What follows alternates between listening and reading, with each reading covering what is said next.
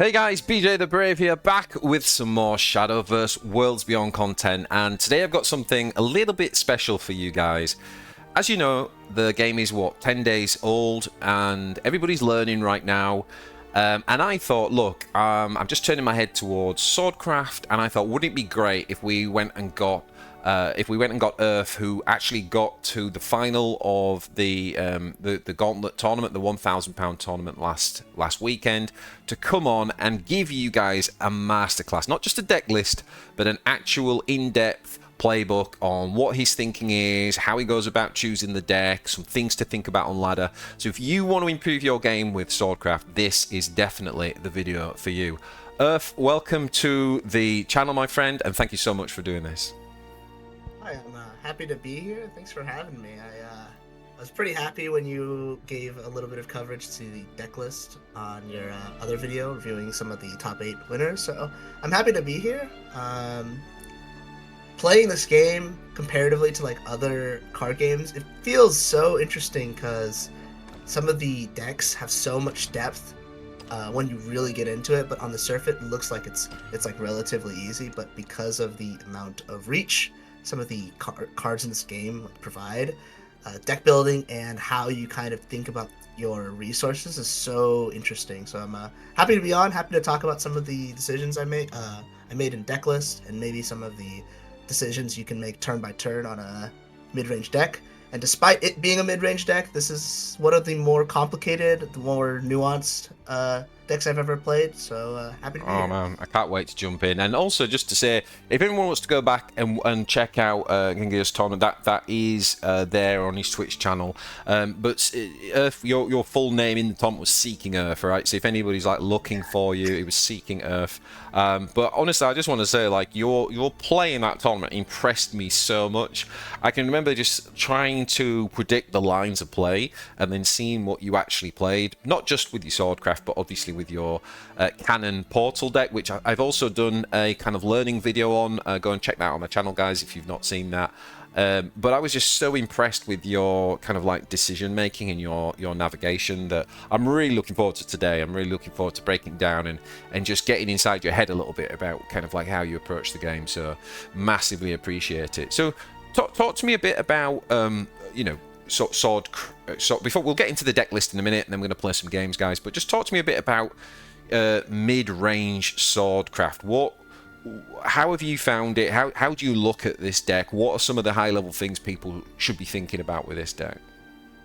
Yeah, so mid-range sword has, so it feels so obvious to take this deck and be like, it's an aggro deck. It goes wide, it tries to get face damage, and has really strong game enders like Albert to do a lot of damage on turn 9 or turn 8 if you're going second with the coin still, or the extra play point. It's not really called the coin in this game, but half it's stone really hangover, easy. right? Half stone hangover. Yeah, I mean it feels so easy to compare the games, right? But, the biggest difference in terms of this deck compared to other mid-range decks in other games, it doesn't always feel like you want to play the best card on the curve every single turn.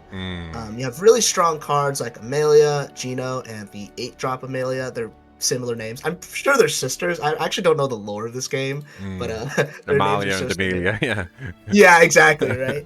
So these endgame cards basically allow you to make really big trades without committing your Evo points, which is basically the keystone of the resource management of this game. In the tournament list, I played a lot more of the neutral cards, specifically Bellringer Angel and the Cherub, the greedy, I can't remember its name, but the 2/2/2 that shuffles a card back into your deck and draws a card. But basically, the difference between the list that you might run on ladder and a tournament list, the amount of decisions that you have to make in like how consistent you want it to be, because in a tournament you want to play cards that are super consistent. Basically, you always want to be able to play the game, and you always want to be able to like not brick, right? But if we're talking about a ladder list, you want to be able to win as many matchups as possible, and those two cards don't necessarily feel that great in terms of some of the worst matchups that you might see on ladder, specifically Rune right now. But regardless, Sword is a deck that tries to conserve Evo points because you really want to save it for the Albert finisher. And then on top of that, there's going to be some boards that you can't answer without burning Evo points later on in the game. So Sword is...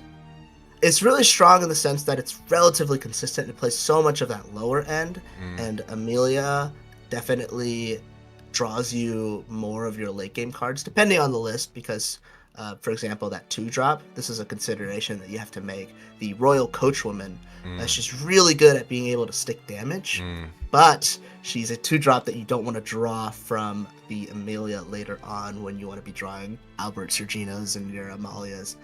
But, other than that, a lot of the turn-by-turn decisions that you're going to have to make on this deck is whether or not to use some of this early game board clearing. For example, the 2-drop Samurai.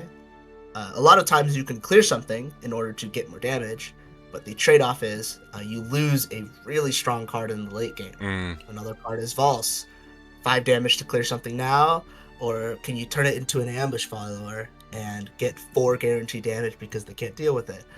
And a lot of these small decisions about when to use, because every single minion is basically a spell that kills something. So those are the decisions you have to make, and a lot of the times, especially if you're not going second, this deck doesn't have that aggro potential that it does with the 4-drop Zirconia. That card gets a lot worse if you're going second. Alright, if you're going first, excuse me. So, it's not always simple to see what to play on every single turn. So, other than that, we can get into a few games. This deck, I would say, is much more of a ladder deck.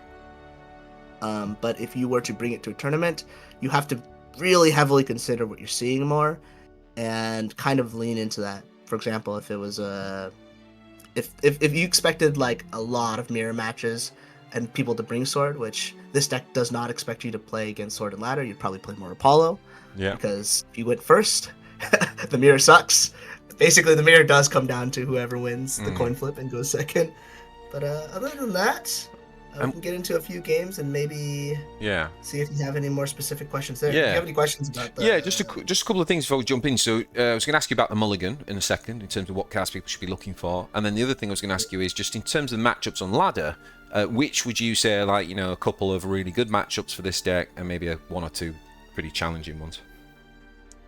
Yeah, so the good thing about very consistent decks that have very strong win conditions, basically getting them 12 and using Albert, is that it's going to beat a lot of the more weaker decks on ladder, where they're not necessarily as fast. I think this deck is quite good into Abyss. I think it's very good into Forest because of the way your taunts work at the end of the game. It's very hard for Forest to clear multiple taunts on a single turn. So Roach is going to be struggling there. Portal, you're going to see a lot of Portal. The good thing about this as a ladder deck is it's relatively fast if you can high roll, basically if you get second and they cannot deal with the board.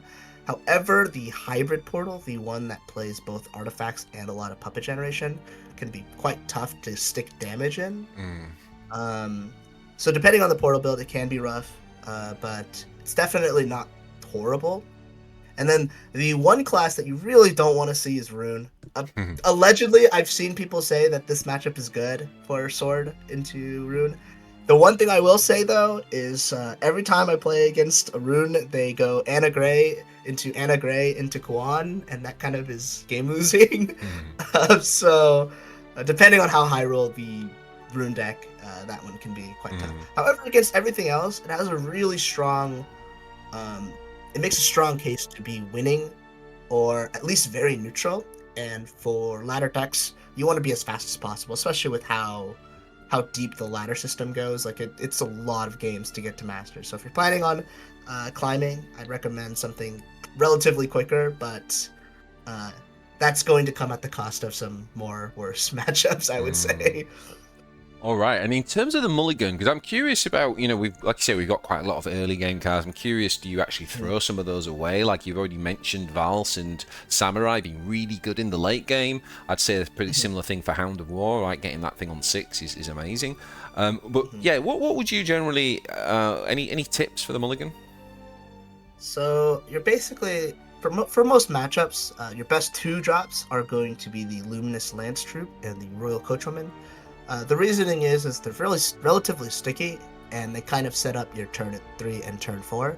For example, if your Luminous Lance Troop lives, Iron Crown Majesty becomes a lot more stronger, because the 2/2 that comes out of the spawning tokens comes in with Rush. Yeah. It clears a lot of things, and a lot of classes can actually deal with the 1/1 and the 1/2 on the same turn. The best answer basically is going to be Lovesick Puppeteer from the Portalcraft faction, where it gets that 1/1 token, the Rush token that can swing at the token that the Luminous Lance Troop spawns. However, anytime Luminous Lance Troop lives, your turn 3 gets a lot better because you can threaten Iron Crown Majesty. And then the thing about Coachwoman is that a lot more decks are being aware, and I think generally a lot more players are being aware of how much damage matters.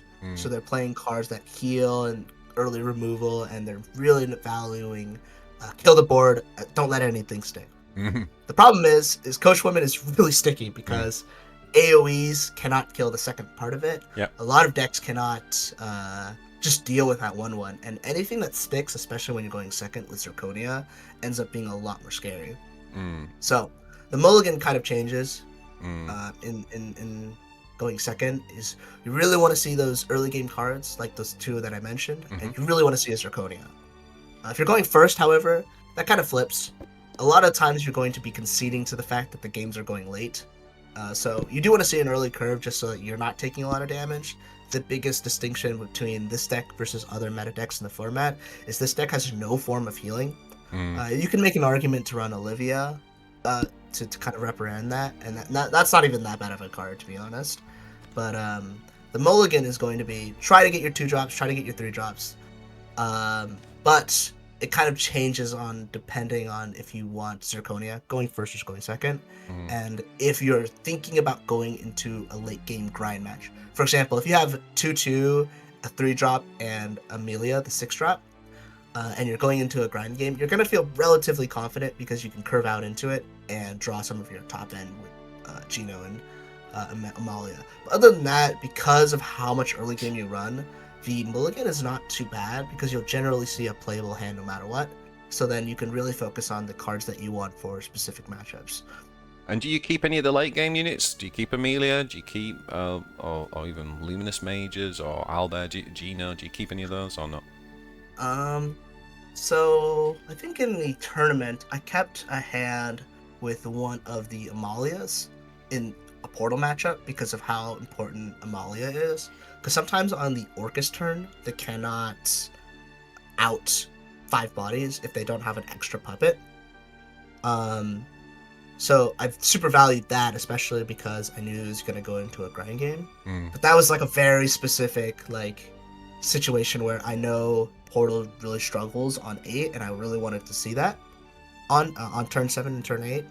So there is some merit to it, but a lot of times you're going to be looking for a curve over holding some of the late game units. However, I think there's always a case to be said about holding the 6-drop Legendary Amalia, because it does find you that late game, so you don't have to worry about not seeing it by then. Yeah. If that makes sense. Yeah. Okay. All right. Cool. That's brilliant. Thank you for that. I think that's given us a really good. Hopefully, guys watching this, that's been really useful. So let's save the deck and let's jump on in. I don't think there's any need to go through the deck because we kind of pretty much talked about all the cards there. All right. Game 1. What have we got? Oh, Dragoncraft. Dragoncraft. So this is a lot of the matchups are going to really affect your mulligan. And if my assumption of what is on ladder is correct, you're going to basically say that this is the aggro dragon version. So this is a really interesting mulligan because it's a lot of 2-drops, and it feels like you want to ditch some of them away. But because of how important the health is, I would actually keep every single 3-drop here and drop the Luminous Mage. You're really looking for Vols because that's your only answer to Forte as well as Philidou, and this is going to kind of affect what 2-drops you play. So you can just end turn, but most likely we're going to be playing Lance Trooper here on turn 2. Okay, yeah, so it is aggro. So every point of health matters, and you're going to be using a lot of your clears really aggressively as well as trading into the board. One of the things that's really important with Philidou as a 2-drop is a lot of times you have to consider, do I have a play on turn, whatever their scary turn is. And the same idea goes where, because it's an aggro, you have to just clear everything. So this is one of those matchups where you just drop Samurai more willy-nilly and not even wait for the Bane, because you're really trying to preserve your health. So I would just Samurai here and crash into the 2-2.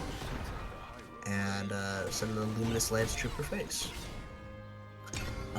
So by the time the cards with Intimidate come out, we're really looking to have answers for them. Granted, we went first. It's much harder to win games on going first against aggressive decks, since they're going to get their really big plays sooner than you are. So we have a line. Because of that second Albert, we have a line where we can be a little bit more aggressive. But right now, we're just going to trade the Samurai and Lance Trooper once again. The reason why we're not Philidouing is because we need to save it for anything with Intimidate that might come out on turns 6 or turn 5 with Forte. It's the biggest answer. And then crash the Samurai again, run the Lance Trooper face. Relatively easy trades. These turns aren't too difficult outside of whether or not you wanted to drop Philidou here. You don't think there was value in trading the 1-1 and the 1-2, keeping the Samurai threatening the unit? Yeah, the Samurai trade here is, we want to get these trades with the Samurai because eventually he's going to play something that we can't trade the Samurai into. Because you can only assume that these lists are going to be playing cards like Forte, the Wind Raider Rider, the 3-2-1 charge, and if you're in the overflow, Game Storm. So there is merit to crashing the 1-2 and the 1-1. However, one thing that you can force your opponent to think about here is what's the worst case scenario for him, and that's Zirconia here. And you'll get a massive board and you'll be able to get a ton of tempo. However, our hand is it's not looking to be the case. Alright, so there's an interesting choice to make where, I mean, it's probably Albert, Evo the Albert, and run it into the 4-4. There's a little bit of a consideration to Philidouing here, but I think Albert's fine because I don't think we're getting 2 Alberts this game because we might die before then. Yeah. And like you say, if they've got the,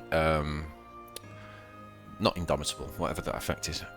Yeah, Intimidate, that's it, yeah. Yeah, and I would have just involved the Albert. Because at the very least, this creates a threat for him to deal with. However, turn 1 Otohime's fan, and we didn't have Zirconia.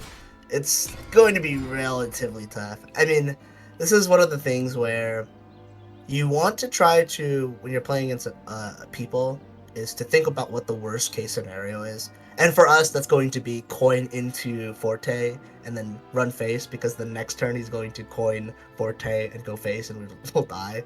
We can't really play around that because we don't have any taunts. However, at the very least, if he doesn't respond to this board, we'll have 8 damage and then it's 2 turns to kill.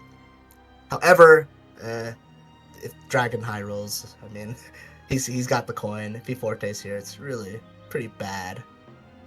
And this is definitely one of the more matchups. One of the matchups that's less complicated. Okay, this is not very good for us. We have to really pray he doesn't have a second one. So that the only small decision that you could have made differently is using the Philidou versus not. Well, it's gonna be Philidou. Evo killed the Forte and then Iron Crown. The games that don't end up going to like turn 7 plus. End up being the ones that are like the least complicated, and then you could just do the full buff here. And then now we pray because I hope he doesn't have another Forte. But if we have lethal? No, he didn't. Okay. Whoops. I probably should have asked. Oh, we did have lethal actually. No, we couldn't Iron Crown Valor. Okay, he had double forte. They couldn't do anything about that. Wow. And that's one of the decks where you kind of just have the answers to the Intimidate threats, which we did. But turn 1 Otohime's Fan into no Zirconia to do that pressure play on turn 5. Always sucks. Can't do much about that. That's card games. Do you think he's hard mulliganing for just Fan and Forte, basically, in that deck? You really want Fan on turn 1, and then probably like Fire Newt, the 2/2, and then... It's crazy. Yeah, that is one of those decks where you're just like, yeah, they're not really interacting with you, so it becomes less of... there's less places to try to outplay outside of have your outs and make sure you have the taunts. Yeah. So maybe keeping the Luminous Mage in that matchup might have been a little bit better, but I still stick with the mulligan that we had. Okay, so Portal. Apollo is pretty terrible, and Gino is not super great. The problem with Valse as a clear that feels relatively bad if it's the hybrid one. The 1 HP is going to get traded out by Puppet. You could keep it, you could not. I'd probably mulligan it here, and I would keep the Amelia because we're probably going to the end of the game. We're really looking for... There's Coachwoman. Coachwoman's nice. Really looking for Zirconia. Anytime you're going second, that's going to be your MVP card, but looking like we have a nice curve, so you can just pass here. There would be a little bit of merit to using the coin if you have another 2-drop.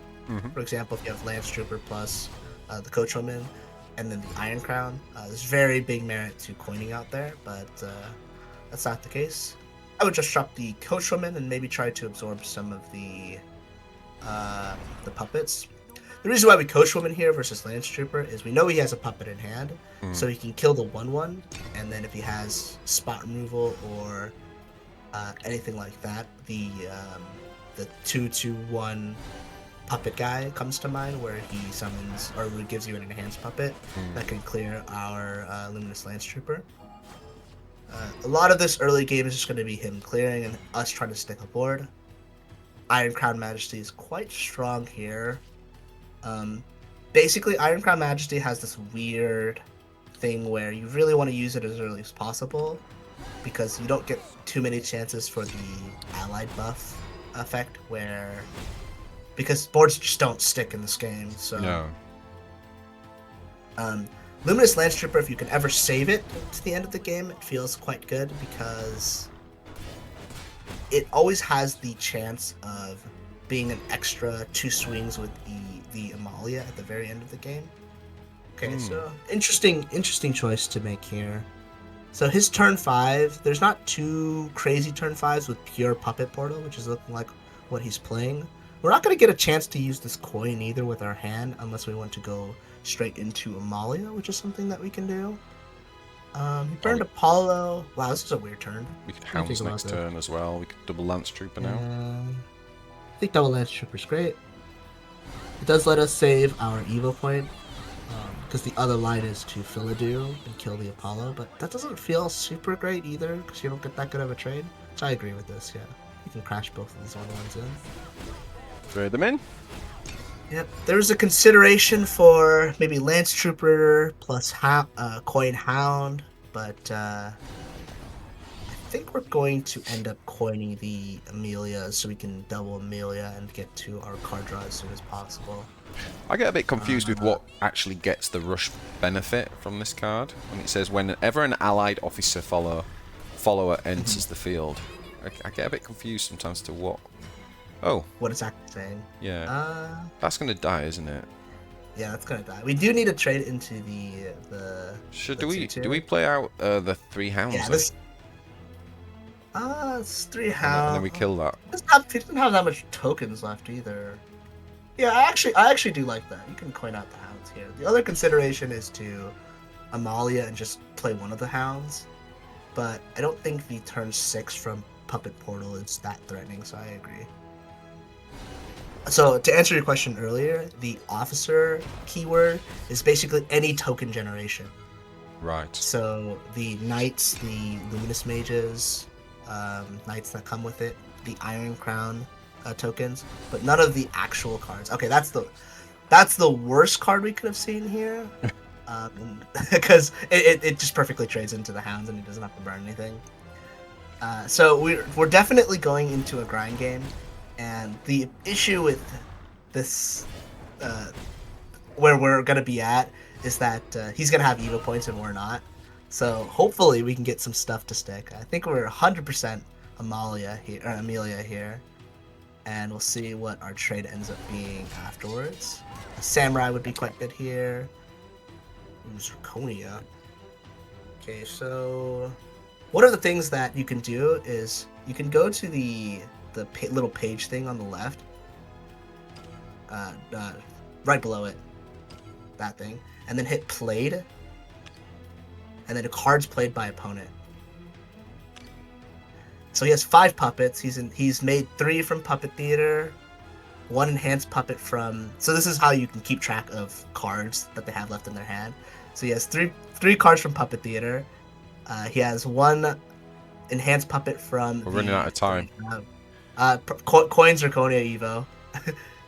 Coin Zirconia Evo. Regular Evo crash into the Noah.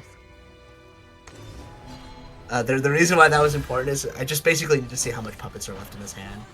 But you can crash that. The reason why we're going wide here is we're basically... He's not on the Orca's turn, so we're ripping all of his puppets away from his hand. And if some of the sticks, we have Amelia Evo, and giving the barrier to things is quite nice. The only problem with that is that Bane just kind of eats through barrier anyways. So... This board should be relatively tough. But it's if such you a ever powerful want to... turn 6 with the coin, that isn't it? Yeah, for Very sure. powerful. I mean, the nice thing is we have a turn 7 in the Gino. We have second Amalia, and we're trying to force him to use some of these Evos because we need to not die to Orcus and the Liam at the end of the game. Easier said than done because those cards are quite strong. This turn is pretty weak here, actually. I think both of this just gets answered by Gino. Oh yeah, it is really weak. And the magic number for us to get to is 12 with Albert. So if you have a Super Evo and the Albert in hand on turn 9, they always die. So any of these 2/2 sticking is quite good. Okay, that's the last puppet from Noah. So he has no puppets in hand. This is a quite easy Gino turn. Doesn't burn an Evo, pressures the board. We're up 1 Super Evolve over him, so he only has 1 Orcus that we have to deal with, which always feels nice. True, yeah.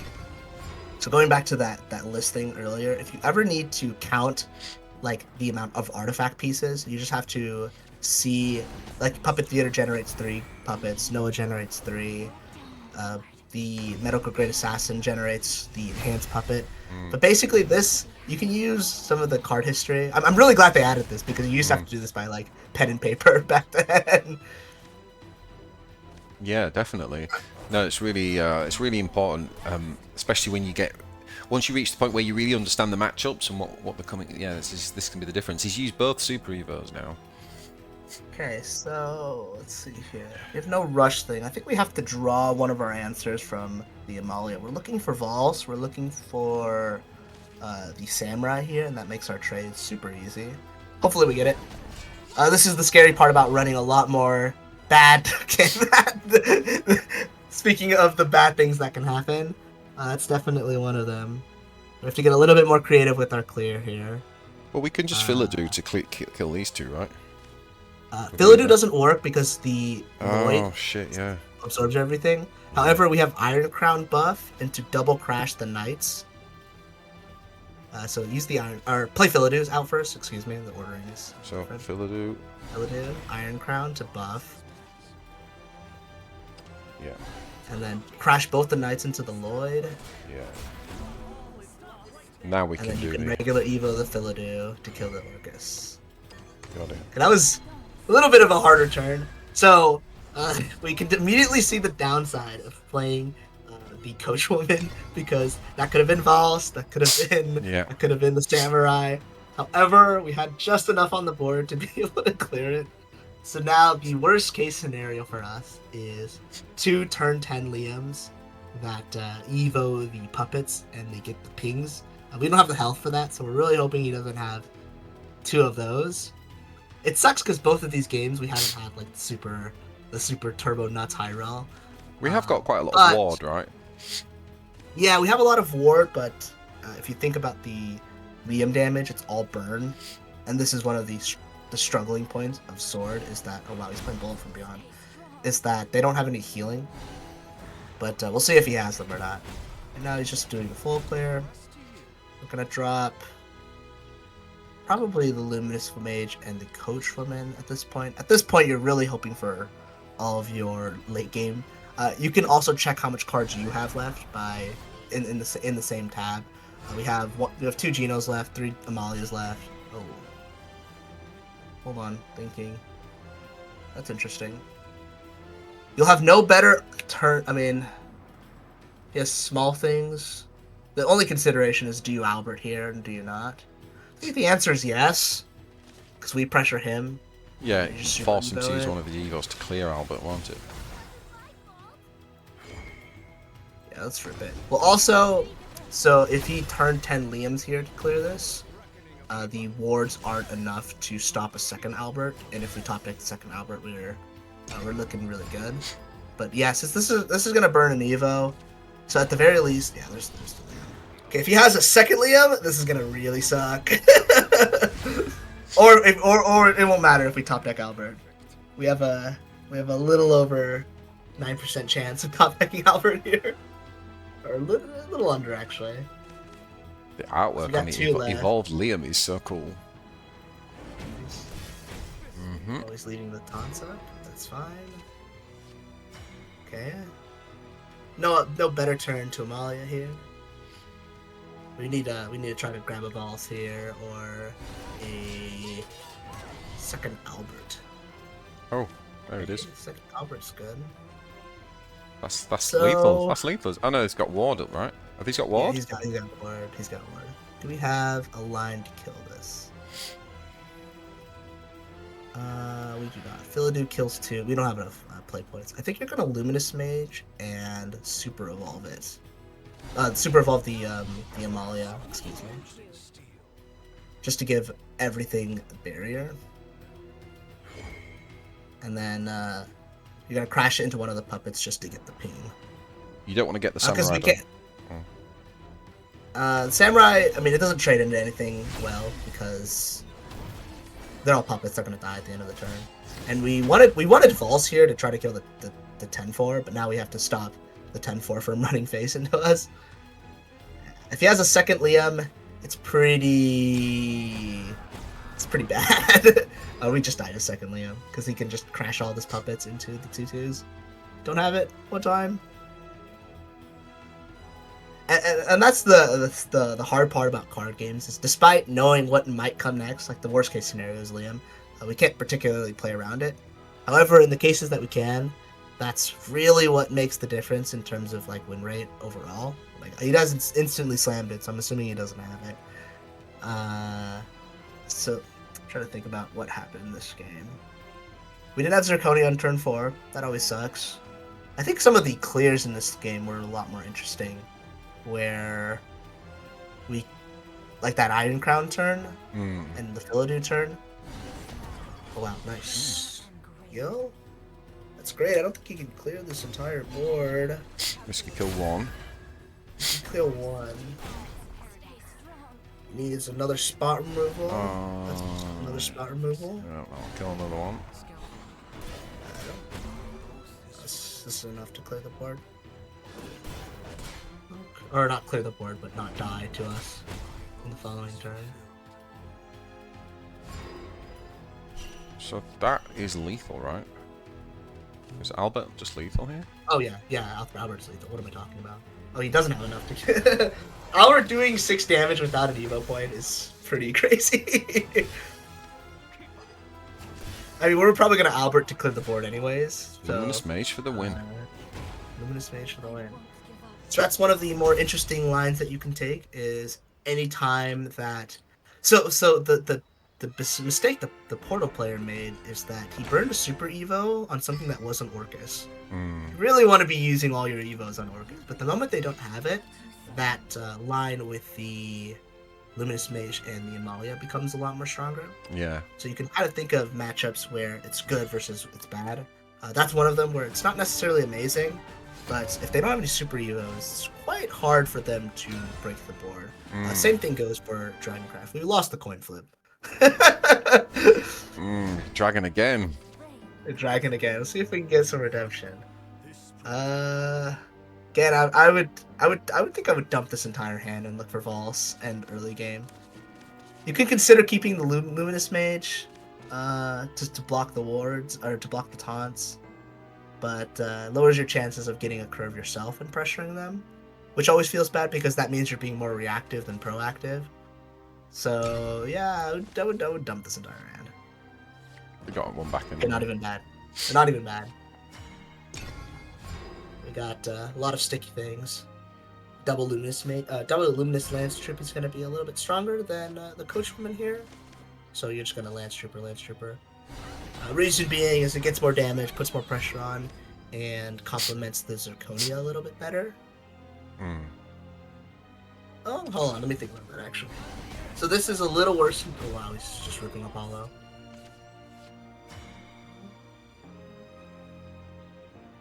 I think it's another Lance Trooper. I think I agree with that.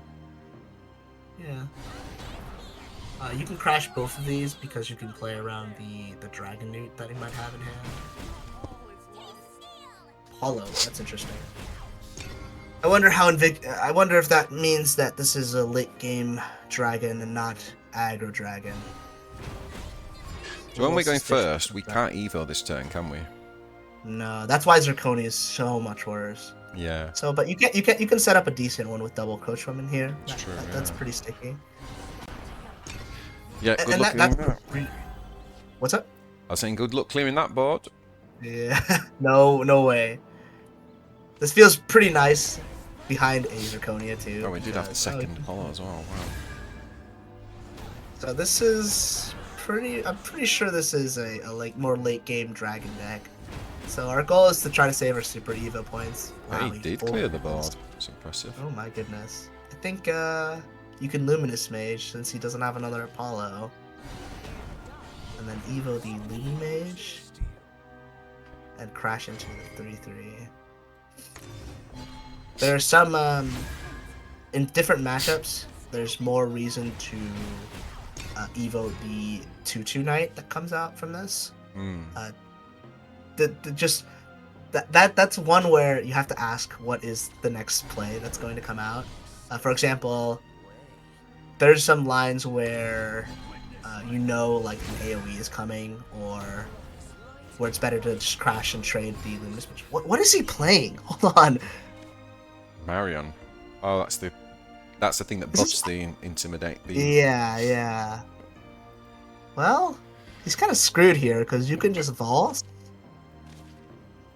And Evo one of the knights and crash and go phase. Oh, you see, this is something that I think a lot of people will be interested in understanding the thought process. So, like, knowing that this is somewhere where you should Evo, can you like help people sort of make sense of that a little bit?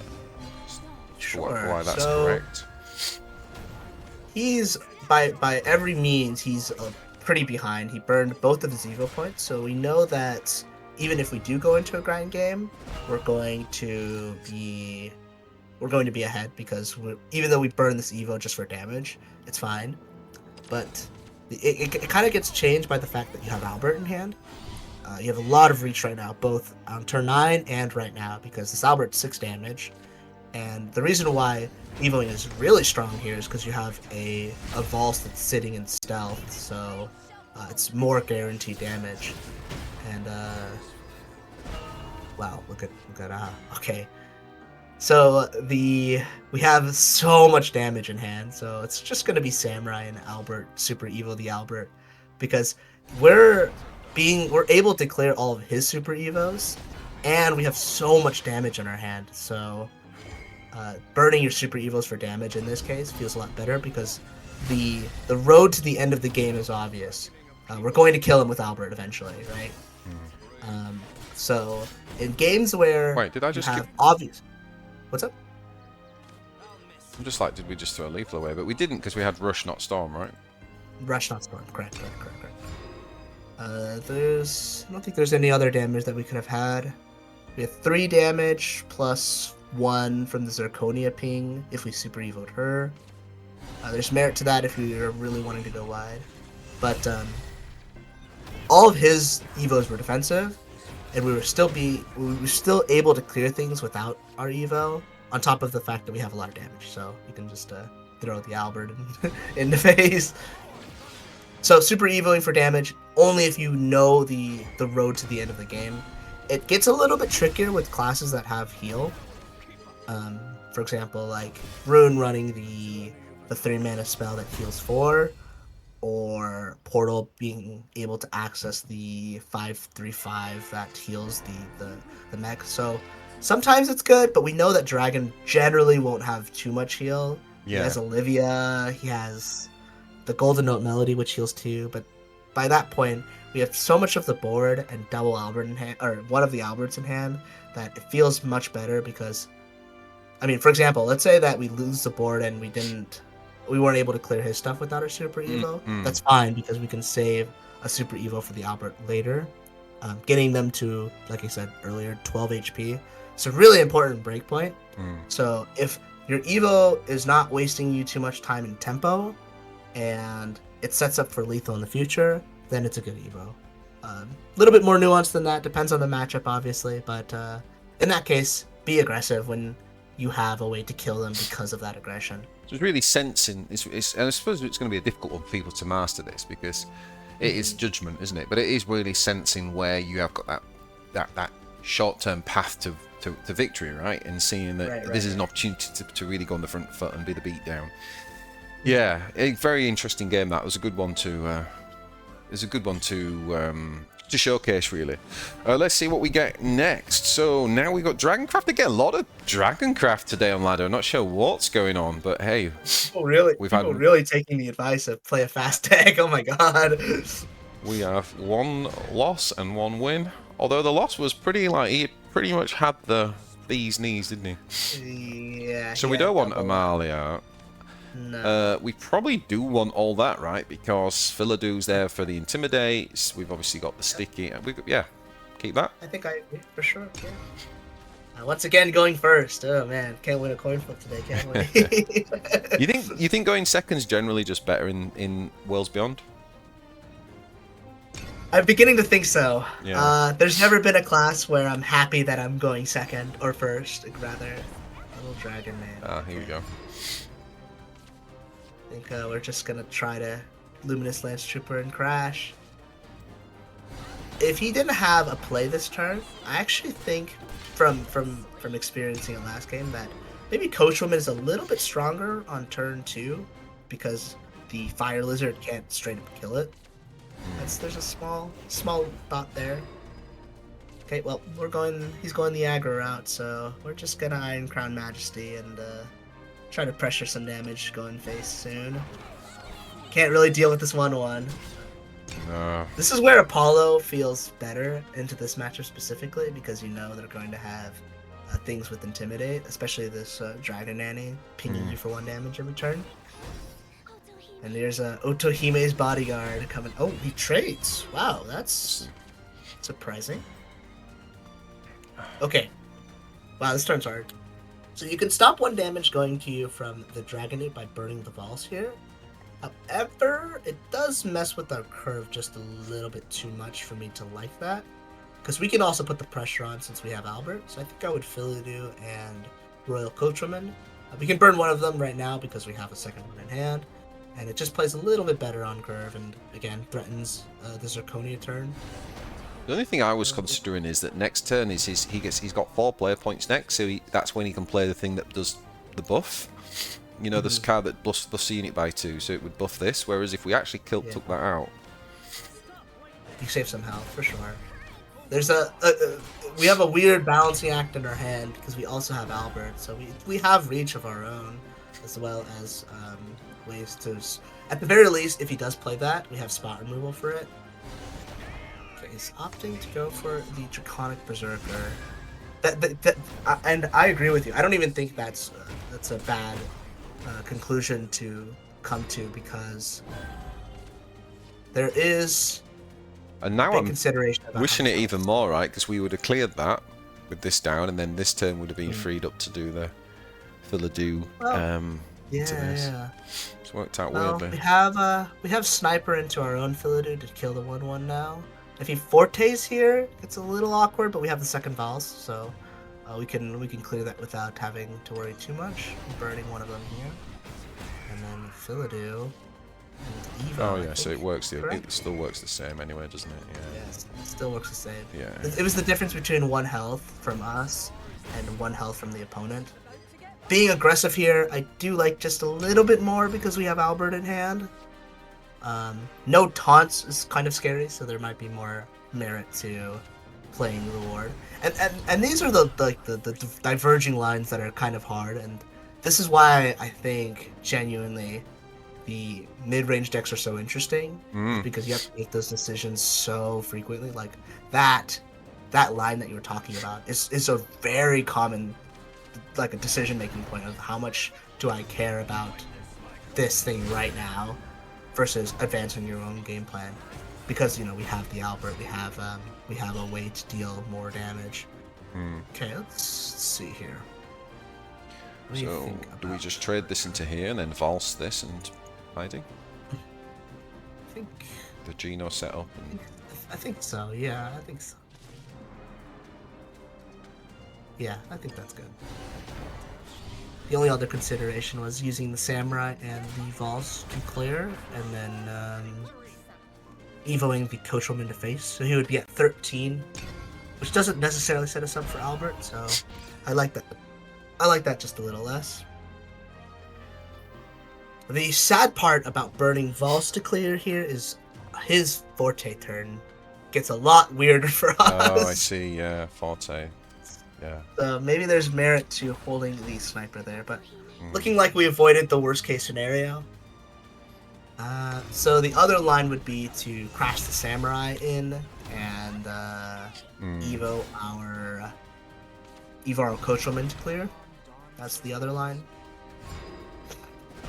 Okay, well, we get hold on.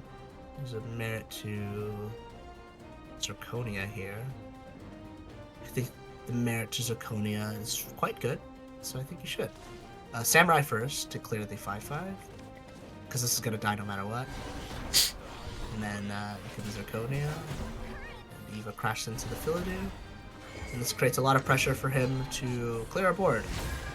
The nice thing about Dragon is once you've established the board, and you're not dying to their rush cards, so basically it's Forte on turn 6, which deals 8, there's the Warrior of the Deep that burns for 6, and then there's Genesis Dragon, which does 9 to 12.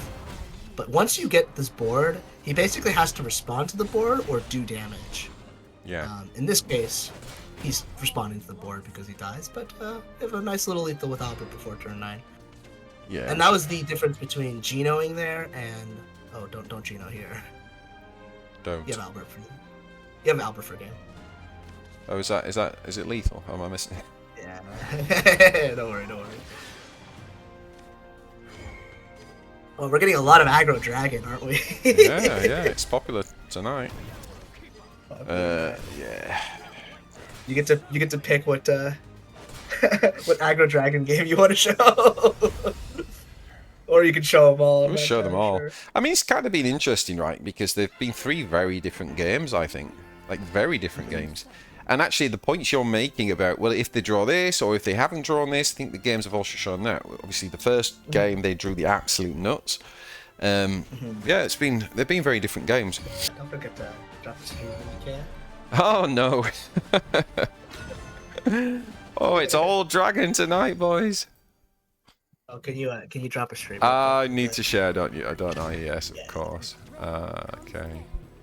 Here we go. Wow, what is with all this Dragon? I know. We're keeping Coachwoman. Are we keeping... We're not keeping double Amalia, right? No, I think you have to pitch all of them because your turn 6 guy has to be pretty impactful, and if it's drawing cards, it means we're probably dying to Forte. So yeah, we're looking for all of our intimidate answers. A lot of dragon. Oh, Apollo's good here. Apollo's good, yeah. Luminous Mage is good to stop some of the damage later on. Going first again.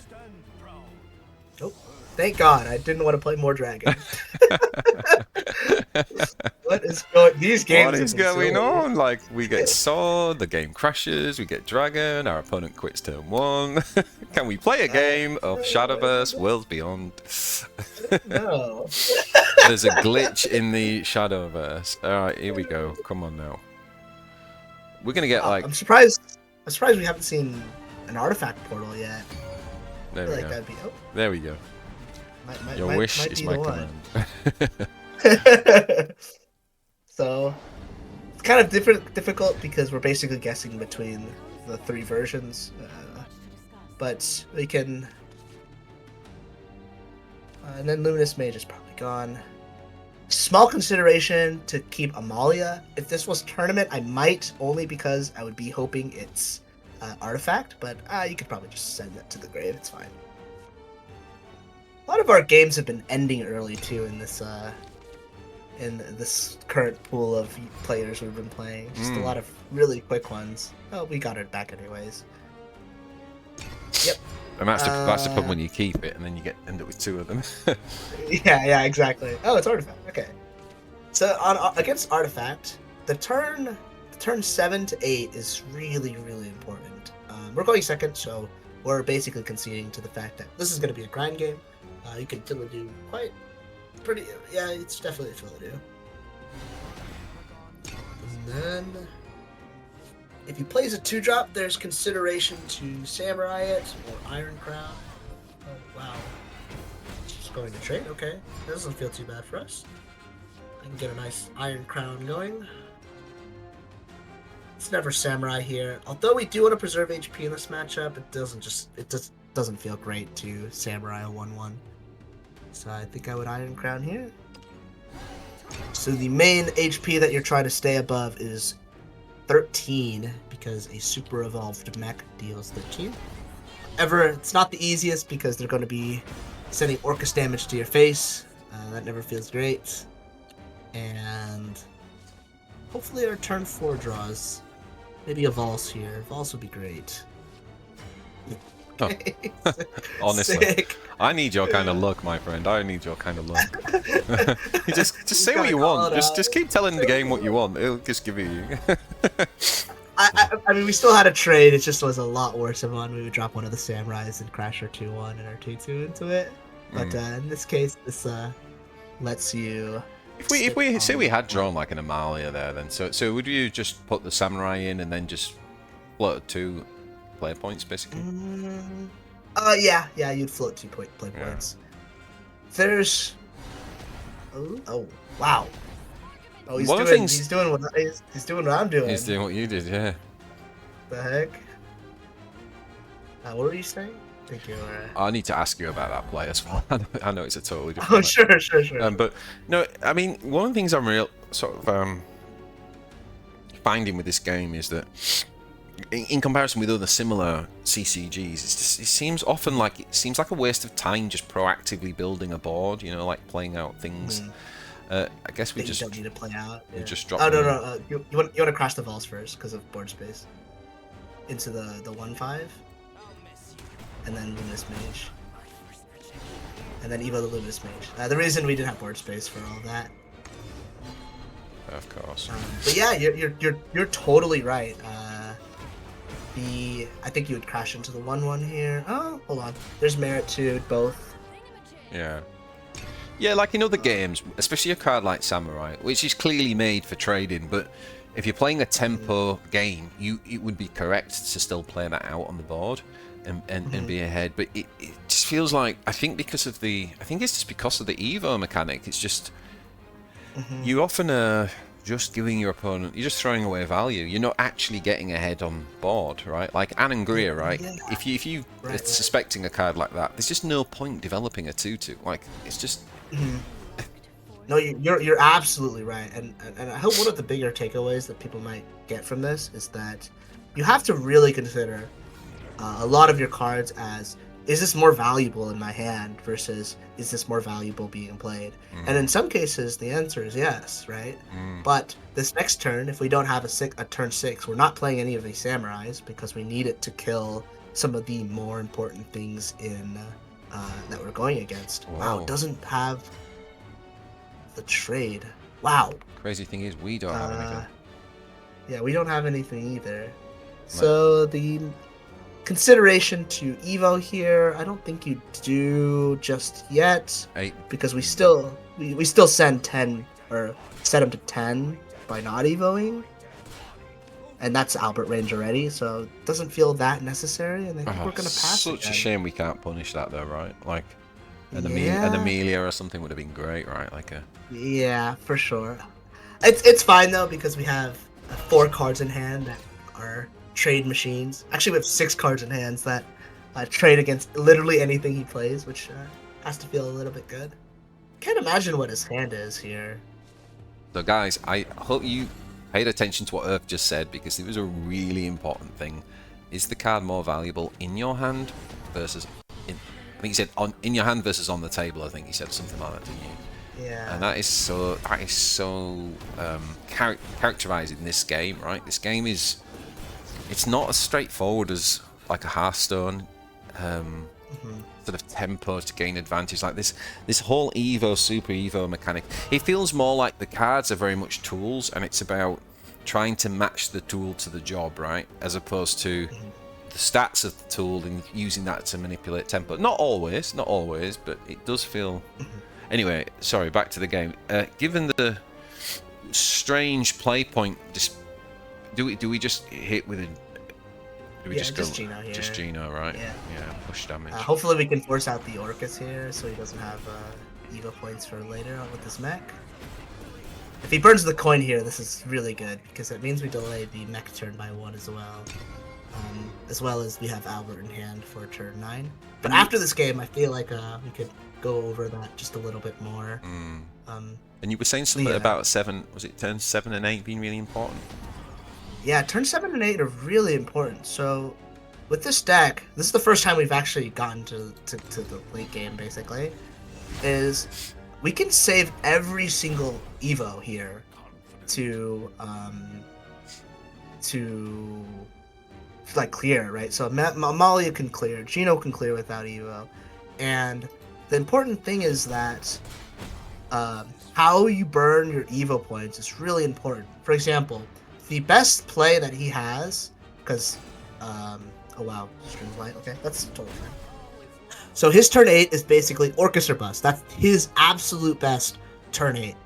And from what I remember, he doesn't play any Lovesick Puppeteers, so it can only clear a maximum of 4 units because it costs his entire turn. So this is a really, really cool pattern in this matchup. Trade the 1/1 into the 7/5 because you're gonna make space for the tokens that Amalia spawns. So hard play the Amalia, and then you're going to Super Evo the Amalia to crash here. The important thing is we know that Orcus kills 4 things at once unless it has a puppet. He has no other cards in hand to, so the other way to clear this is bullets and some form of Evo that'll leave some of these knights up. But this perfectly sets up for not only lethal, because a lot of these, it's either all of these or 2 of these 3/2s are sticking, because his best turn is bullet the 9/9 into Stream of Life into Ironheart Hunter, Evo, trade and trade. So we have a 3/2 left, which is 3 plus 12 from Albert. And the other thing is Orcus, but Orcus doesn't clear this entire board because it only clears 4. So this is really important to keep track of the amount of puppet generation they've had and how much puppets they've used. So he has no he didn't play a Lovesick Puppeteer on turn 2. He does not play Puppet Theater, so Orcus can never clear this board. And this is really important of a skill where the foresight of what is the worst case possibility. Oh wow, Ramlia doesn't even do anything. The problem with Ramlia is that it doesn't, since the words are protecting the Amalia, you can't put damage onto it so that it dies to the thing. And now you have lethal, I think, right? Yeah, you do. 7 plus 9. Yeah, you do. You definitely do. And that's going to be Albert. And then Evo Albert is going to clear the ward, and you'll get 9 damage plus 7. Yeah, 16. 17 actually, because of the super Evo damage. But that turn is a really common pattern, and the more you play, you'll start trying to see like the situations where you're set up to win. And Amalia on an empty board where they don't have any puppet generation is super winning, and that's one of the ways that Sword can win that Portal matchup. Oh, nice. Back to Sapphire. Cool. So what's this here? Critical Trial. You have to win. You have to win 2 out of 4 of them to rank up. It wouldn't be that bad. Okay. So the yeah. So you play the Amalia. You actually want to play the Amalia before the Orcus. Assuming they don't have a puppet in hand. Right. Because it's like, try to think of the combinations of cards that it's turn 8, they have Super Evo available, and the card pool is so low that it's pretty easy to see what they can do, I guess.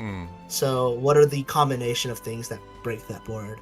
The one that kills the most things is the one that I mentioned earlier, where it's Bullets, the 9/9, Ironheart Hunter, Evo, deal 3, crash into something, and then Stream of Life. But that doesn't even kill the board. The other line is Orcus, but Orcus kills 4 things only. If they had a puppet, the only key distinction is if they have a puppet. And finding those board spots, that's like a pattern where you can recognize, okay, what is difficult for this class to deal with. It's a lot more difficult to see that if you've never played that class. And I've played Portal enough where I'm like, I see that board, I'm like, oh, I actually lose. So next time I have to be able to make sure that I clear at least, I have a body that clears one of those 3/2 so that Orcus can get to the 9/9 Amalia. And yeah, finding the patterns of spots that are good and spots that are bad. If you know a spot is bad for you, how do I avoid it? For example, I don't know if you've ever like went super wide into an Alouette and then gotten 5/3'd and your entire board dies. Okay, well, next time, how can I play around that? It's either, there's 2 things. It's, okay, do I have an answer to the Alouette if they do this? And how can I not lose to this? Because sometimes a common mistake is like, especially with this deck, is dropping your Philidou into the Alouette, and then you're like, oh shoot, I don't have an Evo to kill this Alouette, and I'm super behind now, and I've let something on board. But yeah, and that goes to another thing that we were talking about earlier about, is the card useful in my hand or on the board? And a lot of these early game minions, it feels so easy to just slam them down, but because of the mechanic of Evolves, you have to really consider, like, do I want to give a free 4 damage ping to something? Like, when, for example, against Dragoncraft, the Draconic Berserker deals 4. Or Alouette dealing 3 damage to the entire board with the they call it Gamma, but it's Upsilon, the Y artifact. Yeah. But just things like that, it's, how valuable is this? Like, we kept both of the samurais here. Although we didn't use them, and although he didn't, like, clear them, it's not necessarily wrong to keep them in our hand because of things like the Alouette. We can save it for the Orcus later and crash it into the Lloyd or crash it into a Super Evolve. Those times where we're not pressured to use anything, you have to ask yourself, okay, is this good? And then the other thing, too, is there's a term that I use with a friend called an empty play, which is basically a play that doesn't necessarily progress the board state too much, but it does enough to get a reaction off of your opponent. So especially in the late game, let's say that you have a samurai in hand and they have 1 Super Evo left. Playing just enough for them to burn it on a Sylvia, to burn it on an Orcus, to then trade it with your samurai so you're up the Super Evo is a genuinely super strong turn. So you want to try to be playing stuff that doesn't have that much value in order to get a response from your opponent. And if they don't have a response, they lose. And if they do have a response, you're set up because you were planning around that. Yeah. We didn't get to do it this turn, but like that turn 6 pass where we pass with the double samurai in hand. Is it genuinely worth it to play both of them there? Probably not, because Alouette exists. A lot of his clears exist. Sylvia exists, and those cards are just end up being dead. And those are kind of the thoughts that you have to have, especially if you're conceding to the fact that you're going to go to the end of the game, and that's how you end up winning it, because you have more resources than your opponent. So because you didn't overextend. In that particular game there, he didn't answer with it, but if he'd answered the Amalia with Orcus, what would we be looking to answer with? Well, the problem with that is that's a position of pretty much checkmate. So we have 4 wards. We didn't use any of them to clear, and that's why we burned the Super Evolve there instead of crashing our 3/2 to trade. So I can't remember what exactly was on the board. So he had a minion on the board, and we had an empty board. Trading with the Super Evo, or trading our Super Evo there, let us keep the ward alive, right? So because we know the worst case scenario is Orcus, since we have 4 bodies, he cannot get through all 4 because Orcus is the swing, the Lloyd is a swing, and then the 2 puppets are a swing. Yeah. He played no puppet generation, so he doesn't have an extra swing. So the reason why we super evolve there is because we know for sure that he cannot deal with it. Yeah. So if you go to turn 8, I think. Yeah. So here's the board. So the reason why we crashed our 1/1 into the 7/5 is because we need board space, and then this board is genuinely so difficult to deal with as Portal, and it did a couple of really cool things. Where if Amalia ever sticks, by the way, you win. You completely win, because you continuously give wards for your Amalia to sit behind, and they can never clear it. So if he Orcus is here, it clears 4, and we still win. Ramlia is not enough because the Amalia is still alive, and we just set up for Albert. So that's one of those patterns where you just have to once you find this board state and you're like, okay, I recognize that Portal can never deal with a 5-wide board with wards, or with Amalia sitting behind wards. That's when you can try to replicate that scenario in general. Yeah. But yeah. Right. If the Orcus is there, he still loses because we still have Albert for lethal in the same way. Should we do another? Keep firing away? Yeah, sure thing. Let's do it. Hoping we get maybe a Portal. Another Sword Mirror would be interesting. Portal it is. A lot more Portal. I mean, Portal you just keep going to the end of the game with, right? Those ones end up being the most interesting. You're in Sapphire now too. I feel like there's a pretty big deck differential. Yeah. Going between that. And then probably the Luminous Mage. Keep the Hounds of War. Looking for Zirconia one more time. Please. Oh my god. Oh my god. Our hand is the nuts. You just ask and you receive. Yeah, I mean, I see why you got to the final of the tournament. Yeah, just make your opponent brick every time. we got to do a +1 play point here, right?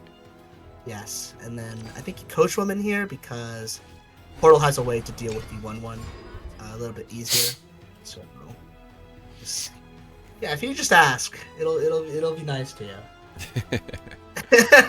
Well, to be fair, we didn't get Zirconia the other 2 times. We didn't. Today. We didn't. So, yeah, I was curious how hard you played for.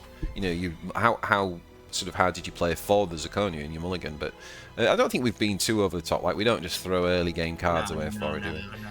So are we going to go double Coach Woman, or are we going to Luminous here? Yeah, double Coach Woman is a little bit better because we know he has a puppet in hand. It's a little bit more awkward for him to deal with in general. Yeah, and go face. And then, yep, face is good. Let's see what his response is. Going for the Zirconia, like, you could be pretty over the top with it, but my philosophy is I'd rather play a more consistent line than a high roll line every time if the game offers it to me. But if I get the high roll line, recognize that it's a high roll line. Holy, he's playing Puppet Shield. Okay, this is the only thing that clears this board. That's fine. He burns his puppets here. It's we not can that clear bad. this with Luminous, right? Yeah, we can clear this with Luminous. Yep. Save the hounds, I think. it's one of the only few classes that can deal with that kind of a wide of a board. So this does make me believe that he's leaning more towards the full puppet build. So we're kind of looking at the same stuff where we want to save as much HP as possible. I mean, every single matchup is like that, where you really most of the time you want to be saving HP. However, there's some lines where you're allowed to be greedy and kill them. You know. Oh wow, we have a very messed up trade pattern here. Yep, the Zirconia. And the Knights from the Zirconia get Rush. It's a great card. Yeah, so strong going second. And then now that crashes and Do we trade with a 6/6 and keep that alive? So what is this turn 5? Puppet turn 5. Yeah, you just crash into the 2/2. With the 6/6. There's his turn 5. There's nothing that really matters. What has the HP, but one example that might be different. So if your Zirconia, if the difference between your Zirconia having 3 HP versus 4 HP, you'd rather have it 4 HP so that the Alouette, if you're playing against Artifact, you'd rather have the it be at 4 HP because Alouette deals 3 damage with the Upsilon, and then it has to crash into the Zirconia. So there's merit to keeping your Zirconia healthy in that case. But in this case versus puppets, a lot of this stuff is going to this is instant kill because of the medical grade assassins effect. So the amount of HP. Why is he trading like that? What? Why did he do that? His trajectory is calculated. We're not calculated. So that was very obvious misplay by him because that has Bane from the assassin. But yeah, that was interesting. I think we could just Albert here and Evo Phage. We have so much pressure from our next turns, and we have a decently high chance to draw second Albert from Amalia. We can Evo here because we're basically pressuring him to every turn now he has to answer the board. And when you're ahead like this, you can kind of flip the script of instead of you answering to stuff, it's basically they always have to have an answer for you or else they die. Yeah, with the beatdown and then, hammer. Exactly. His best turn 6 is Noah here, which is Evo Noah, crash into our Albert. How much HP does Noah have? I think it's 6, right? 6, 5, 6. So it lives that, but we have Hounds next turn. We have Amalia next turn. He has to burn. Oh, he doesn't have to burn an Evo. This is a little I feel bit like of a scary this thing. stage of the game is where Swordcraft is very strong. Like this, Yeah. I don't know. It just feels like you can't like lose. It's a lot of it's like trying to get that early curve correct, isn't it? If you can get to here, you're in such a strong position. 20 health. I mean, kind of laughing. 20 Right? health.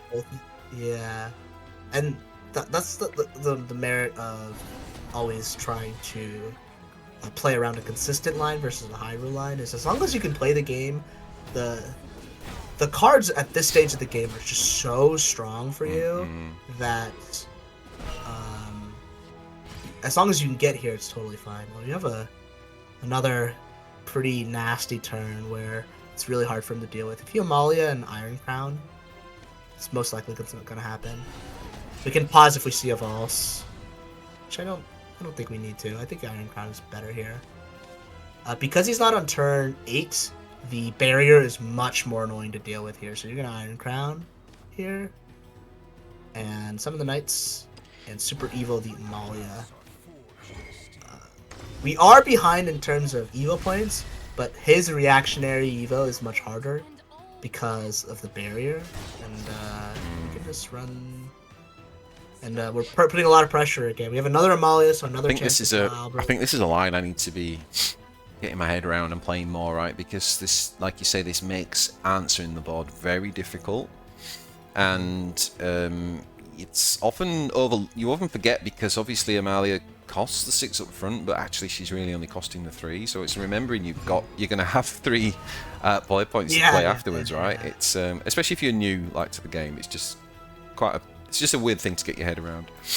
Yeah, and finding the Super Evolve line there too is a little interesting. Like the other line that it would feel most obvious is, maybe Coin Gino or Amalia and Samurai, but you always want to consider how they clear the board versus like what you can do, like how to clear their board. Mm. And the way they clear their board is puppets, right? In the early game, the only time, so if he had the coin and this is turn 8, we wouldn't be doing this because Orcus just kind of eats through the barrier anyway.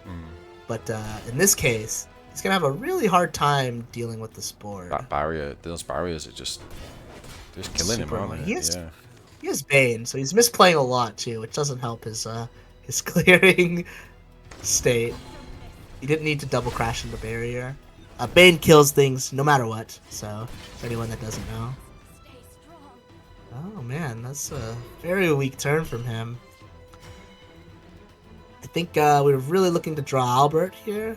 You could Geno for a bigger threat, but I don't think that's necessary because we can just clear with one of the samurais. So I think Amalia here to draw first.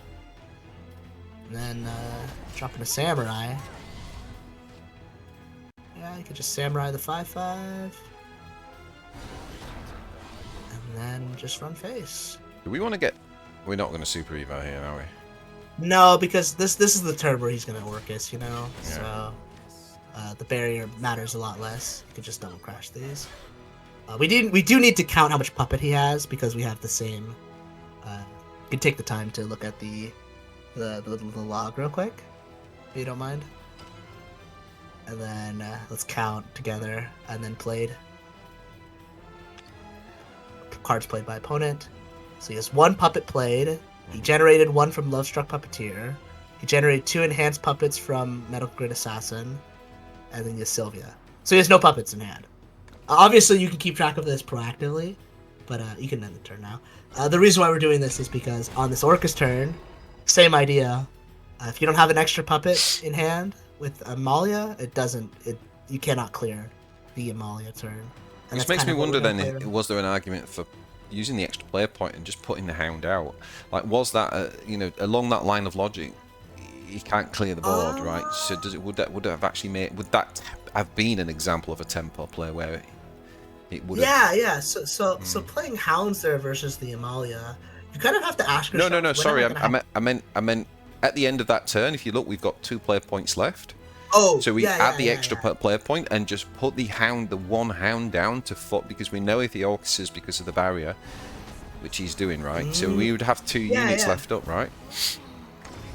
So the merit of using the coin there is that, so we didn't draw the Albert, obviously. If we drew the Albert, we're never using the coin there because we're going to use that to clear the board. There's an interesting combination with Amalia on turn 9 where we can use the coin to, the Bane clears through the barrier, which is why we're not evolving Amalia there. Okay, so saving the coin, the merit to saving coin is that you can use it later on with an additional unit for Amalia to clear the board. How do we clear this, actually? I think we just... Well, Geno clears, doesn't it? Geno alone, because Yeah, as long as Geno the 1/1 clears. hits there. But we could also do the same thing, because he doesn't have super Evo points. I think we would crash our 1/1 into the 1/4. Or we could play the Hounds with the Samurai and then go face with one. We can... The thing about that is, if it's easier to deal with, I think you Amalia here, actually. I think you crash your 1/1 into the 1/4 to get space. Oh god, and then Amalia not here. much time. Oh boy. There was Super Crash Evo? the 3/2.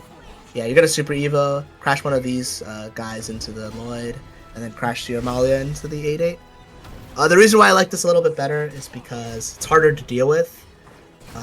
Things that super evolved minions hiding behind wards, as a general thing, some decks can deal with it better than others. Is really freaking annoying because there's wards, right? And a lot of the followers and things in this game trade by crashing into it. So if they're hiding behind a ward, it's really tricky. And they've got no Evo points as well, right? So what are they going to do? Yeah. And the thing with using Geno to clear, it saves a super Evo, which is fine. I think if you had Albert in hand and he wasn't in Albert lethal range, you can save the super Evo justifiably. But another one of the winning patterns in this deck is if your Amalia ever sticks. And again, think about the combination of cards that he needs in his hand in order for him to clear this. Like, it's just so few. Like, he needs bullets into Puppet Shield, into something that deals 2, like Stream of Life, but it's not looking like he has any of those. This Amalia turn is a little bit more tricky to deal with because, so if you used Hounds instead, they have 2 HP instead of Ward. You're not super evoing them, so less of them are gonna live. Oh, this is a good chest. Oh, never mind. 200 is fine. That's one. One more, and we can go into B0 or B1, B0. I think that's B0, right? Yeah, BB0, yeah. Okay, so Portal again, right? Portal again. Same idea as you want to try to get to that state where Amalia lives. I mean, your win conditions in this deck are pretty... It's basically, does a Geno ever stick? Can you outgrind them? Does Amalia ever stick? What a fucking hand. I think I'm dumping everything but maybe the Amelia. Yeah, just dump everything but one Amelia. Just so we can draw some of the late game, because this is going to be a lot more tougher unless we top deck some 2 costs. Please. We need a 2 cost. Or we can miss your turn 1. It's not good. Alright, this one's going to be a tough one. Yes. Okay, crash. Drawer. Oh, thank God, our game is saved. If we didn't draw 2 costs there, we're cooked. Yeah,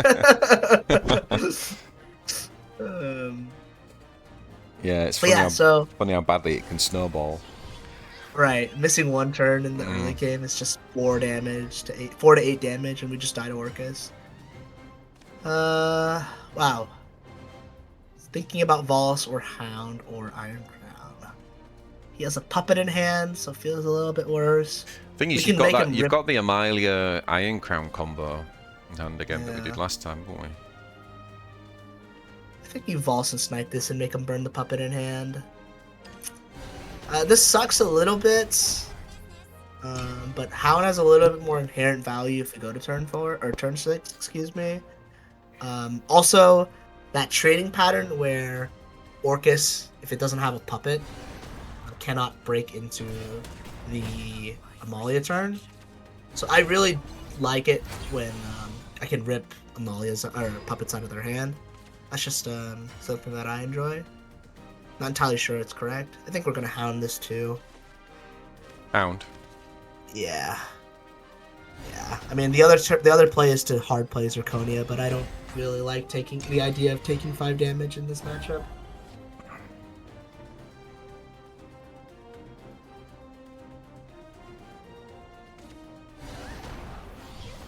Good. Bell ringer. Okay, I think. Ooh, nice. That fills out our curve quite well. I think we're gonna Luminous Mage here and just sit on it. No, Luminous Mage. Okay. The reason being is we have Zirconia, Luminous Lance Trooper, Evo, the Zirconia next turn for a lot of trade. We have Amalia and Iron Crown as well. We have a lot of ways to clear this. So this is kind of the thing about Evos. We don't Evo here because it doesn't necessarily do anything for us. Like, we can't... Oh, it plays around Apollo. I didn't even think about that. It plays around one of the pings of Apollo. That's funny. It's all good. We have quite a nasty turn following up this anyways. And then your next turn is Zirconia. Luminous Lance Trooper, Evo the Zirconia. But not Evoing there, it just doesn't accomplish anything. Unless you're really playing around one thing specifically. So Lance Trooper now? Mm-hmm. Lance Trooper and Zirconia. It's really strong. And you can Evo the Zirconia.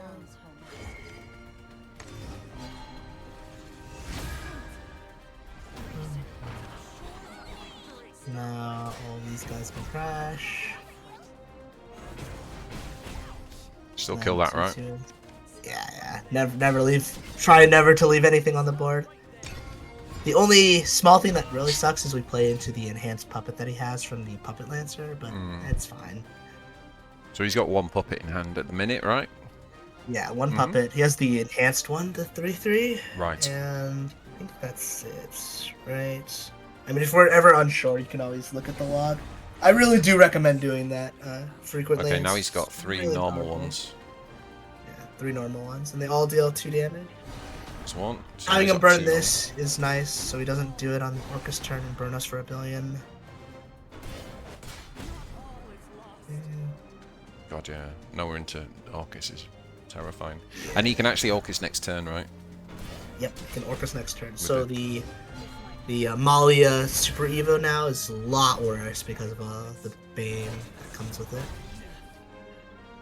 Wow. Oh, he leaves the Lance Trooper alive. That's not good. He should... Okay, I was gonna say, he should really kill that. Okay, that should be all the puppets in his hand. If I'm not mistaken. Oh. Nice Hounds of War. Oh. Is this Amalia? Are we doing the Amalia combo again? It's a lot worse because of... Oh, he can't Orcus. He burned a puppet. He burned a play point. Oh. Hold on. Yeah, I'm down. That's pretty good. Orcus into Iron Crown? Super Evo? Yeah. I think you're right. It would be a lot worse, but he burned the coin that turn to kill your guy. Does that change anything though? Maybe we... Nah, not really. He'd still do it. It puts the most pressure. It's harder for him to clear because turn 7 he has to have specifically Sylvia. If he burns a Super Evo on Sylvia, we're feeling pretty happy too. So it's not the worst. And we'll have an answer to Sylvia no matter what next turn. Yeah, he needs very specifically Sylvia or another Noah. Either way, he's burning a Super Evolve here, and then if we can respond to the board back with a regular Evolve, we'll be doing good. Any Super Evolve that isn't Orcus is a dub. Especially if we can deal with it without burning our own. So his best turn here, Sylvia, double execute, and then crash into the 7/7. If he doesn't have that, it's like a Noah, another Noah. Noah doesn't even fully clear the board. Wow, yeah. What is this play? I think they're all pretty bad. Or at the very least, they don't clear the entire board while we can clear. Wow. Only Divine Thunder. That gets rid of the barriers. That's actually quite a interesting answer. Okay. Do we just play another ML? Yeah. Oh yeah. Well, I was gonna say do we play the Hounds, but I guess the ML is even better, right? Yeah. The reason being is when do you have another turn to play this? Yeah. You know. Okay, and then you can burn an Iron Crown to buff because these cards are getting more and more dead in hand. There's maybe some merit to going wide, but I'd rather just buff and get damage in and try to set it for Albert Lethal. Small consideration of evoing one of these guys for damage because of Albert. The problem is he's going to Orcus next turn, so I kind of don't like that. Yeah, just double crash. Or double no face. The sad thing is that the Evo is a pretty big difference in terms of damage, because 14 versus 12. But I just have to assume that he has Orcus in hand. If he doesn't... Then we're blocked by the ward. Yeah, we're blocked by the board, exactly. So our turn would look a lot different there regardless. Sylvia. Oh, we would have... Oh no, he healed. Okay, it's fine. No Orcus. That's really, really rough for him. Because we're never threatened to die now. The worst thing that can happen to us is the Orcus and then double clears. But the chances of double Orcus is a lot lower. Let's see here. So Gino? I think it's... I'm thinking about, is there a way that we can set up lethal next turn with the Valse? You can get a lot of pressure here if you Valse and then Hounds into the Sylvia and re-evolve the Valse in Stealth. Because Puppet shouldn't have a way to deal with that unless he has another Divine Thunder. So Valse? Valse, yeah, I actually would do this play. Valse, and then crash the Hounds of War into the 8/3. And then pre-evolve, regular evolve the Valse. This, if he cannot set up a ward or Orcus here, he's in pretty rough shape. Because Albert is lethal next turn. That's another turn, yeah. I just didn't see that line at all, right? Like, pre-Evo in the ambush unit. Yeah, of course. He's only got he's only got like Omega AoE, hasn't he? This cat trade.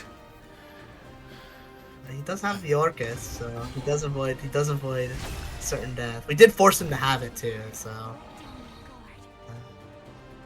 It's all good. What does Gino do when he hit? Does he? Would he still He die dies. to this? Because it's Bane, right? You have to super evolve it, or else he fucking explodes. Speaking of that, I think you're gonna super evolve the Gino and double trade. Well, there's can Amalia trade? Nah, it's just Gino. Yeah, Gino super evolve. Oh, wait a minute.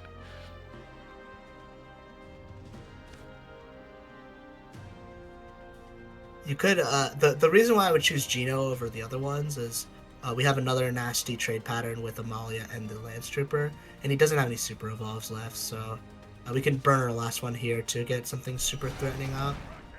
And we still set up a really messed up lethal because this deals 2 damage from the pings from the Super Evo, and then 1 more into the Orcus. And then Iron Crown to do the buff. Yeah. And then crashing the Valis into face. I mean, this is really difficult to deal with. And this is the power of doing all of your... Not doing all of your Super Evolve second, but finding lines where we can either get more damage in with them or get more inherent value out of them. Wow, Cocytus. Whoa. What? I guess some puppet decks run Cocytus for the end of the game, but he's just showing off. Yeah.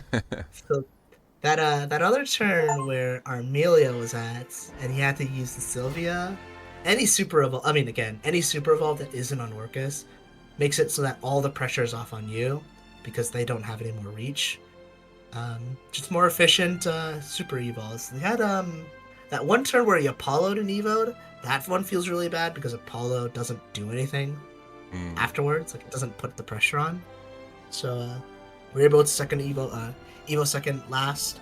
We have tons of clear on our hand. And that's usually enough to win the grind game, especially if you're actively forcing them to continue responding to the board. And since the Vols was stealth too, he had to Orcus that turn, but we still have a response. But yeah. Really cool deck. Really cool deck. Learned so much there. So I mean, one of the things that is kind of interesting, isn't it, with this deck, maybe more than any other deck, is that it does seem to have a lot of ways of answering the board without needing to use an Evo or Super Evo, right? So using those cards to get us into a position where we force them to use their evos to those cards, and then we can sort of be last to play on the evo, right? That's kind of what you're saying. And then I've seen the importance of getting that early curve out, because really, if you can navigate that first bit, this deck really comes into its own. And in terms of key targets specifically, I mean, it's obviously different on every game, but in terms of common ones there, it seemed like we were using Super Evo on Amelia. That was a really nice combo. We used it occasionally on not Amelia, the other one, Amalia, because you were saying, like, if she can survive around the back of the knights, then she keeps giving every follower that enters the board rush and ward and the +1. But obviously Albert, in the game. But Albert's the other big super evo one, right? And then the standard evos were more for Zirconia. And what was the other one we used it on? Oh, we used a Villadoo, right? Yeah. They're like the standard ones, aren't they? But it's a lot of it is going to be, hey, do you need to clear stuff? And you're going to respond accordingly of what you need to evolve to clear stuff. But the more interesting thing about these early game cards is, do I actually play them? And that's always the consideration you have to make, because you don't know what your future draws are going to be, but you can always make decisions on whether or not you have a play or not. So sometimes holding back on it, especially when you have the board, you can afford those decisions. Sad we didn't get to play it against any rune, because that has a lot of that consideration, especially with the Philido and the Evals. Is, can I use these to kill the Anna and Greya that's sitting behind me Golem? That's another really common pattern that happens. But yeah, I agree with everything you said.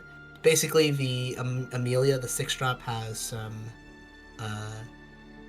what's it called? Some compliments. On turn 10, you can Amelia and Gino. For the the barrier. You can Luminous Mage and Amelia on turn 8 for more barrier. You can do it on the Lance Trooper. You can do it on the Iron Crown Majesty. On turn 9, you can Amelia and Hounds of War, super evolve the Amelia, and you have barrier on all the dogs. Wow. But really ask yourself, how do they clear? Because depending on how they do it, it becomes more or less great. Like, for example, if we were playing against Dragoncraft and they had the Priest Cudgel, the 4 mana 5/4, his super evolve banishes things with less than 3 HP. So a lot of the little small things that we're protecting just kind of disappears. Or Orcus, and whether or not they can Orcus on the next turn because of the Bane. But other than that, depending on what you're playing against, Amalia's barrier can be really, really irritating to deal with. Amelia's, yeah. Yeah. Well, guys, I hope you found that as useful and helpful as I certainly found it. Like I said, I've been playing this game now since day 1, but that's still only 10 days ago. And I very much am learning, and I thought that was great. So thank you so much for just sharing all your wisdom and knowledge about the game and about this deck in particular. That's just hopefully helped everybody watching this level up. So really appreciate you, and of course, welcome to come back on the channel anytime. I'm sure we'll get, hopefully, we'll get some future opportunities to talk through, some different decks as the game evolves. Oh yeah. Thank you so much. Alright guys, if you enjoyed that or if you've got any questions, really appreciate all the support, and I've really enjoyed all the comments that you guys have been leaving in the videos, so please go ahead, put your questions, put your comments down below. What was the main thing you took away from that session? What was your main kind of learning point? I mean, I've probably got about 25 things I could probably write in there, but let me know what your top takeaway was, and let's get the conversation going with chat. Thanks for all the love and support, guys. Hit that thumbs up, and I'll see you guys in the next video.